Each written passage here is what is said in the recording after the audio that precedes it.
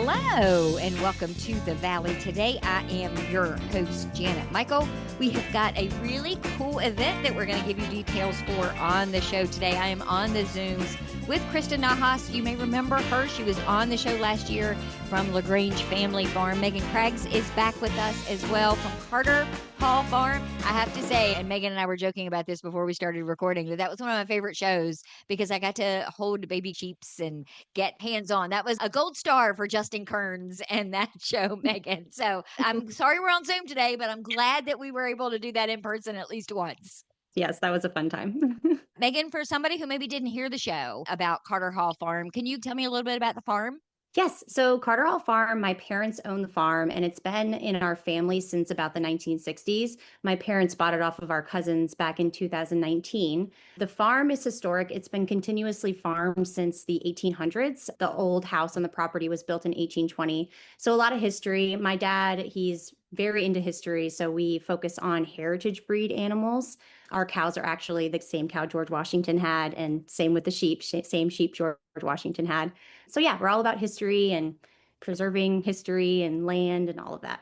People probably got sick of hearing me explain how that heritage stuff works after I came there and did the show. Your dad was so knowledgeable and had so much information. And I was explaining to people, they have cows that George Washington also, and they're like, wait, what? And I'm like, yes, it's crazy. I know. My dad is really great at explaining all the history stuff. He can go on and on.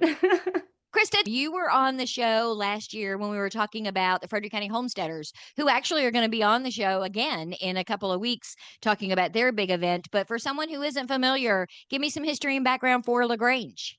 Thank you. We are a farm that has been there since 1758. We're right on Route 11. We are also historical, but we're more about collaboration with the community and opening up our space for all the people in our community. We do a lot of petting zoos and we bring the kids in. We work with the local school, Legacy. We work with the Boy Scouts, the Girl Scouts, and really try to open up our space for the people in the community that don't always have a chance to pet baby sheep or baby goats or baby bunnies. We do have a farm stand too, and we try to keep everything reasonable there and just give people access to something they might not normally have access to. I would be remiss if I didn't mention that you have Highland cows on your farm. Is that right? We have Highland cows and we have a couple of heritage breeds ourselves, and we have miniature sheep and miniature goats and all sorts of good stuff. But the Highland cows are definitely a highlight. People come to see them. They're so pretty. When you're driving past your farm, in particular, Krista LaGrange, when you're on Route 11 coming through Stephen City heading to Middletown, you can see them from the road. You can see all of the animals out in the field doing their animal things. That's right. And we have so many people just stopping by just to see if they can pet. And we always try to open up. It's so fun to see how the kids react to the cows and the sheep. And we have a little orphan sheep right now, and she's only 4 weeks old, and everybody named her Pixie, and she's the highlight right now. Everybody comes to play with Pixie. How did Black Valley Creative come into this mix from a planning perspective? I work for Catherine at Black Valley Creative. We do social media marketing. Catherine is all about celebrating the community in every way. She supports all the small businesses in the area. She's just all about collaboration. So she came into it for a love of lost arts and then also the collaborating aspect of everything. I had somebody on the show a couple of months ago and they somehow mentioned Black Valley Creative, and I follow them on social media and follow the people, their clients, and they do an outstanding job. It is stellar work that they're doing. Thank you. Yeah, Catherine is the heart and soul behind it. She has such an amazing creative eye. She's leading this festival in that way. So how did you come up with the idea for a Lost Arts Festival, and what does that mean exactly? Lost Arts Festival is all about hands-on living and the heritage of these lost traditional skills. It came to be from my mom, who loves fiber arts. So it started as just wanting to do something around the fiber arts and having a festival focused on that. But then all of us coming together, we thought it would be a good idea to include all of the lost arts, not just fiber arts, because there's so many of them and they're being forgotten as time goes on. And so just wanting to celebrate that and have people experience it. I think also we all had these little fun things that we wanted to showcase in this experience. Carrie, Megan's mom, was really about the fiber arts. Catherine loves vintage photography. I was really interested in bookbinding. So we just all got together, like Megan was saying, and found all these other traditional arts that people don't talk about anymore. And it just grew from there. And we had the best time just setting it up. So, what kinds of things can people expect to see when they get there? We'll have a lot of fiber artists. There will be a spinner there, knitters, beekeepers. We have a barn quilts maker who's going to be set up here making barn quilts, which I don't know if you know what those are, but they're the squares that people used to have on their barn, and they would be painted in different shapes. Back then, it was a sign of what kind of farm that was. It's really pretty. It's a cool thing to see. And then there's soap making and baking from scratch. We're going to have small demos throughout the day, but continuously at people's booths. So all these artisans will be showing you how they make their craft at the booth. Was it hard to find people to be able to come and do this, or did you guys already have access to a lot of them through your network anyway? Not a lot, but a few of them for me, for the farmers markets, because I managed the farmers markets. We knew of some people from that way. But no, people just reached out to us. They saw the advertising for it and they wanted to be involved with their craft. Krista, this is happening at your place at LaGrange Family Farm. It's on April 12th from 10 a.m. to 4 p.m. Are you excited that this is potentially going to be a whole new group of people that maybe haven't been to your place before, and they're going to get to see all of this cool stuff and your farm? Oh, I'm so excited. We're just getting more and more excited about it. And I don't think I realized that there was such a little niche like culture out there of these lost arts. It's just amazing to see these people come together, and a lot of them know each other already. And through that, I even found out, like, through the state of Virginia, there's so many programs that help keep these traditions alive. And they're so willing to work with you and help lead you in the right direction to keep all these experiences going and keep it in the public eye. It's all really exciting. We're really thrilled to have it.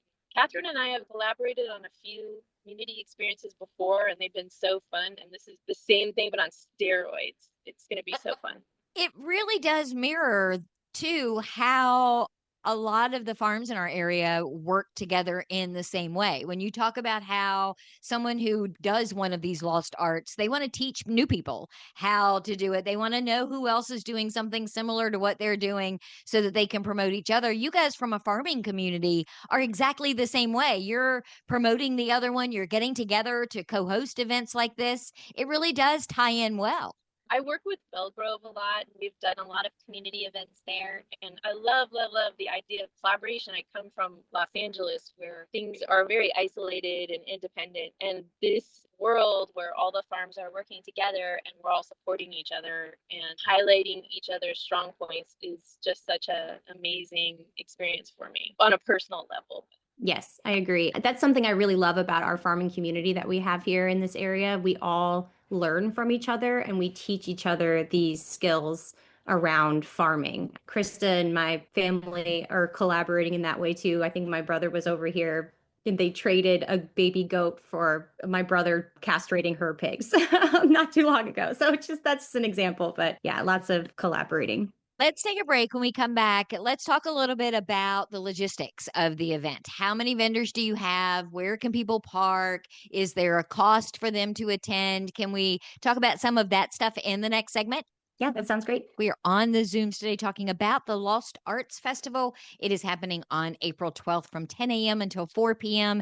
at LaGrange Family Farm. They are located at 5498 Valley Pike in Stephen City, right next to Capon Valley Bank. For those of you that are familiar with the area, Kristen Nahas is joining us. She is the owner at LaGrange. Megan Craggs is with us as well from Carter Hall Farm. We're going to learn more about it when we come back in just a couple of minutes. This Tuesday, April Davis will change the world. She doesn't know that yet. All she knows is that she went to justserve.org and volunteered an hour of her time. Browsing through dozens of service opportunities in her community, April decided to spend her Tuesday evening serving dinner to mothers and their children at a transitional house. She doesn't know she'll be serving a particular mother and daughter who will be spending their first night in this home.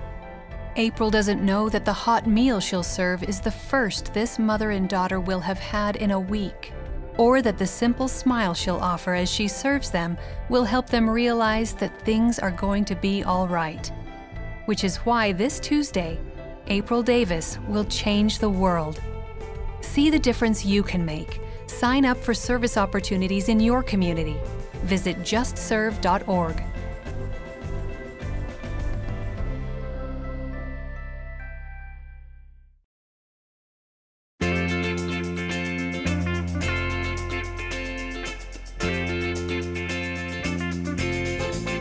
Welcome back to the Valley today. I am your host, Janet Michael. We are getting all of the details on the show today about the Lost Arts Festival. It is happening on April 12th from 10 a.m. to 4 p.m. at Grange Family Farm. They are located at 5498 Valley Pike in Stevens City. Kristen Nahas is joining us.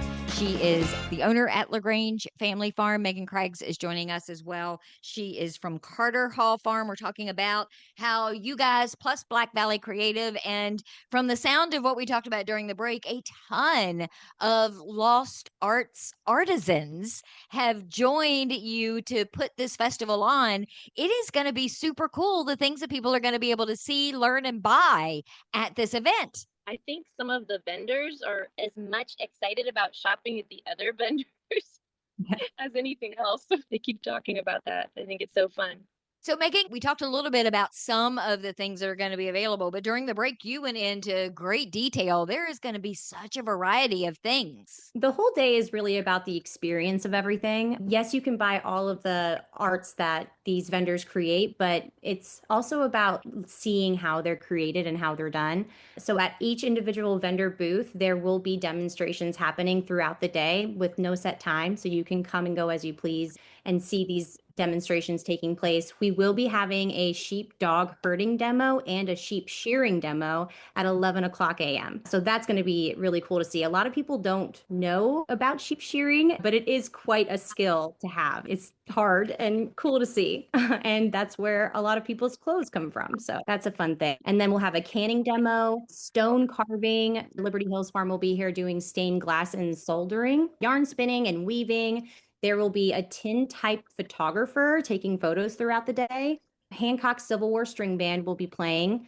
In the barn, you can make fairy house doors. You can make your own fairy door that you can take home with you and put on a tree to make a little fairy house in your yard. And then also you can go inside the historic McLeod house here on Grange Family Farm to shop from vintage vendors that will be inside. And there's food. You've got everything that you would need for a festival. Sometimes people say, oh, yeah, we're doing a festival, and it doesn't really sound like a festival. This sounds like a festival. Yes, it's going to be big. For food vendors, we have Shaffer's Barbecue and Market. They'll be set up here. Franklin Smokin Barnyard, Billy Sous of Clem's Kitchen in Middletown, Virginia. Bees Lemonade will be here, and Vault and Cellar will be here selling mocktails. I love the aspect of the demos. I think that's what interests me. Like, I am all in for a good shopping experience. And if you can throw in some farm animals and music and food, that's all a bonus. But I really, really like being able to come to an event where I get to meet the person who's making the thing that I'm looking at and that can tell me, oh, why do you do it that way? And how do you get the materials that you need in order to do it? How long have you been doing it? Because in case you haven't figured out, I like to ask a lot of questions. And I love having events where I get to do that with the artists themselves. Yeah, I know. That's the most exciting part about our festival is that you can meet these artisans and see how they're creating their products. And they are so passionate. Each and every one of our vendors is so passionate about what they do.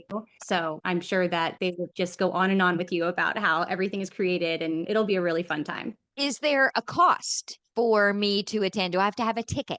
Yes. So this is a ticketed event. The cost is $9.31 online. And then at the door, it will be $10 on the day of the festival. We do recommend buying the tickets online beforehand because there is a max capacity. We can only allow 200 people in at a time. So we do recommend buying beforehand. And a portion of all of the ticket sales goes towards the local nonprofit NW Works.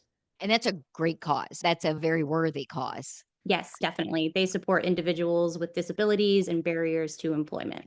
Krista, how do you manage parking for an event like this? We open up our bottom field. We put all the little animals in for the day, and we open up our bottom field. So there's going to be parking in the bottom field, and we're going to have parking attendants. And the lovely people at the church next door are going to allow us to use some of their parking. And there is also street parking. Yeah, I know you've had some pretty big events there, and I'd hate for somebody to not want to come because they didn't think they'd be able to park. And you've always managed to make that work in the past. We have for sure. And if there's someone that has difficulty, if they let us know at the gate, let the parking attendant know at the gate, they can pull around our horseshoe driveway and just drop off the person and then make a loop around. So we'll make something work for sure. Megan, what are you most looking forward to? Is there a vendor that's coming that you've always wanted to know more about? Now you're actually going to have them there for you to be able to talk to and learn from?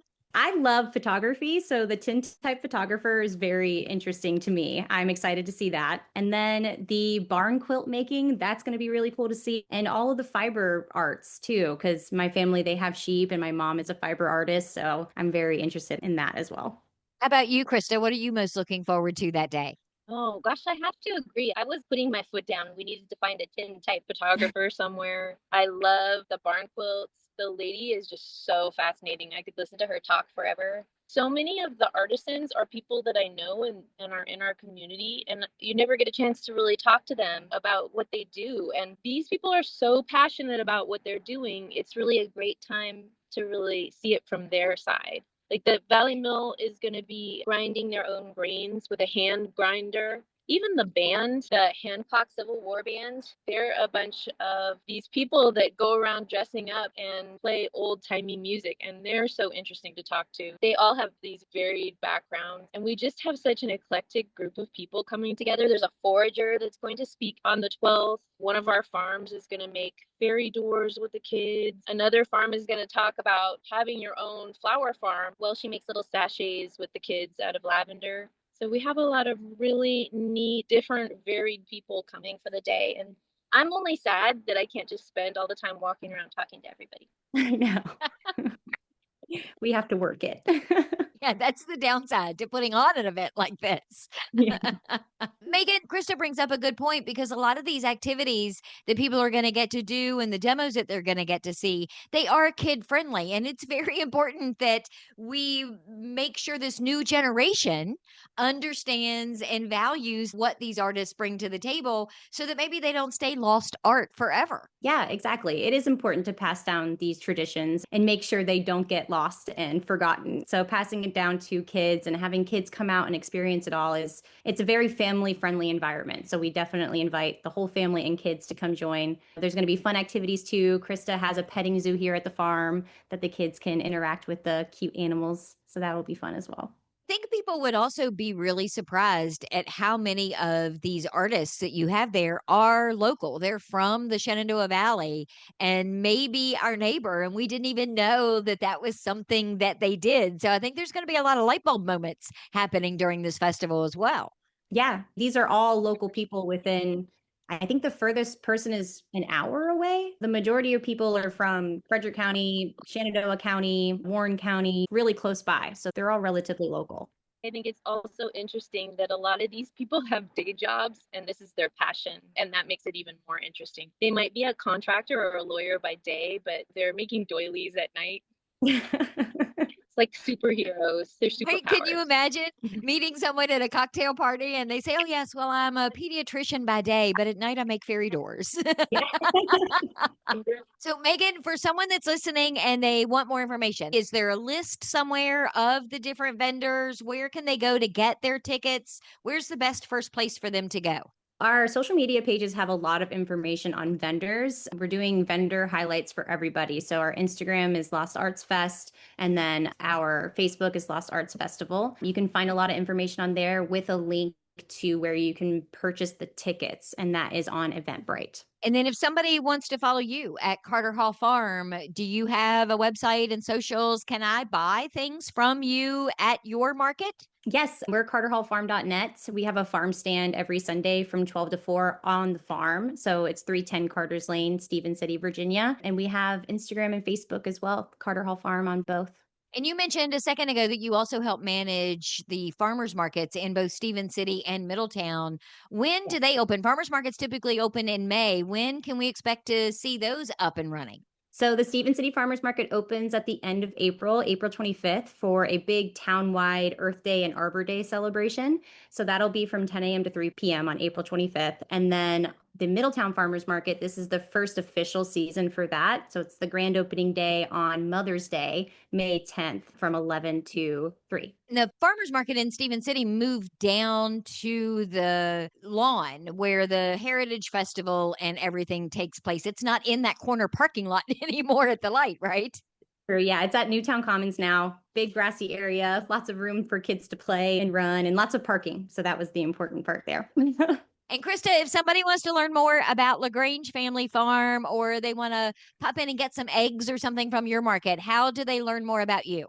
They can definitely find us at LaGrangeFamilyFarm.com or on our social media, Instagram and Facebook, the same name, LaGrange Family Farm. And they can also just stop by. 90% of the time we're either there, and even if we're not, the market is open 7 days a week and it's an honor system. So they're welcome to grab some eggs or coffee or honey or freeze-dried candy or all that yummy stuff. We also feature a couple different local artisans in our market. We like to support the community as much as we can. Plus, they can pet the goats and see the cows over the fence. And if they catch me, they can pet a bunny.